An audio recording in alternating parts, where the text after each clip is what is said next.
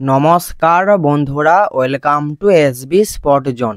এই ভিডিওতে আমরা কথা বলবো মোহনবাগান এবং ইস্টবেঙ্গল, এছাড়াও Chennai FC, north east United FC এবং ভারতীয় জাতীয় দল নিয়ে বেশ কিছু গুরুত্বপূর্ণ বড় ট্রান্সফার আপডেট জানতে পাওয়া যাচ্ছে। এই আপডেটগুলি আজকের এই ভিডিওতে তোমাদেরকে জানাবো। তো চলো ভিডিওটা শুরু করা যাক। প্রথমেই আমরা কথা বলবো নর্থ ইস্ট ইউনাইটেড এফসিকে নিয়ে। নর্থ ইস্টের ডিফেন্সিভ মিডফিল্ড পজিশনে খেলা বিদেশি প্লেয়ার মোহাম্মদ আলী, এই মোহাম্মদ আলীকে নর্থ ইস্ট ইউনাইটেড এফসি তারা ছেড়ে দিতে চলেছে। এই আপডেটটা আমি তোমাদেরকে মোটামুটি অনেকদিন আগেই একবার জানিয়ে দিয়েছিলাম। এখন লেটেস্ট আপডেট এটাই, নর্থ ইস্টের তরফ থেকে আজকে অফিসিয়ালি এই মোহাম্মদ আলীকে থ্যাংক ইউ জানিয়ে দেওয়া হয়েছে। তো এই বিদেশি প্লেয়ারটি হলো 35 বছর বয়সী মরক্কো দেশের ডিফেন্সিভ মিডফিল্ড পজিশনে খেলা বিদেশি প্লেয়ার, যার মার্কেট ভ্যালু হচ্ছে 2.4 করোড়। তো এরপর ব্যাপার হলো এটাই যে নর্থ ইস্টের তরফ থেকে তাকে থ্যাংক ইউ জানিয়ে দেওয়া হয়েছে। তো তার সঙ্গে আইএসএল এর আরও একটি ক্লাব কথাবার্তা চালাচ্ছে।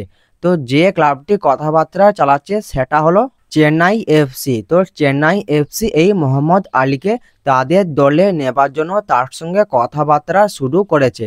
তো তেমন দূর কথাবার্তা এগোয়নি, প্রাথমিক পর্যায়ে কথাবার্তা শুরু হয়েছে, এইরকমই আপডেট জানতে পাওয়া যাচ্ছে। তো দেখা যাক মোহাম্মদ আলী তিনি চেন্নাই এফসিতে সাইন করে না তিনি তার দেশের কোনো লিগে সাইন করে, এটাই এখন দেখার বিষয়। তো পরবর্তীকালে তাকে নিয়ে কোনো আপডেট জানতে পাওয়া গেলে আমি তোমাদেরকে অবশ্যই জানিয়ে দেব।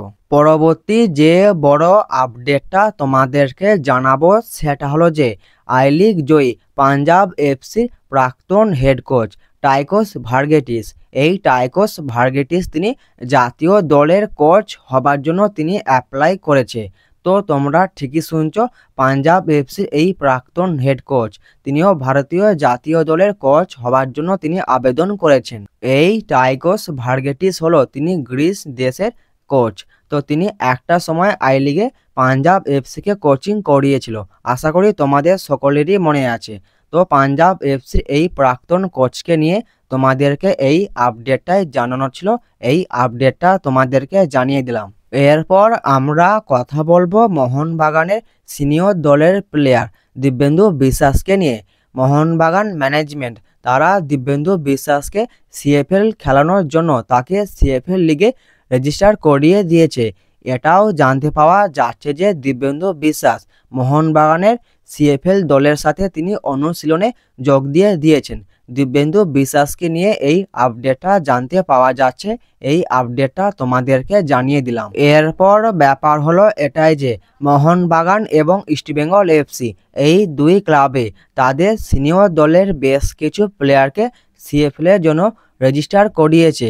দেখা যাক তারা পরবর্তীকালে আরও কোনো প্লেয়ারকে সিএফএল খেলানোর জন্য রেজিস্টার করে নাকি, এটাই এখন দেখার বিষয়।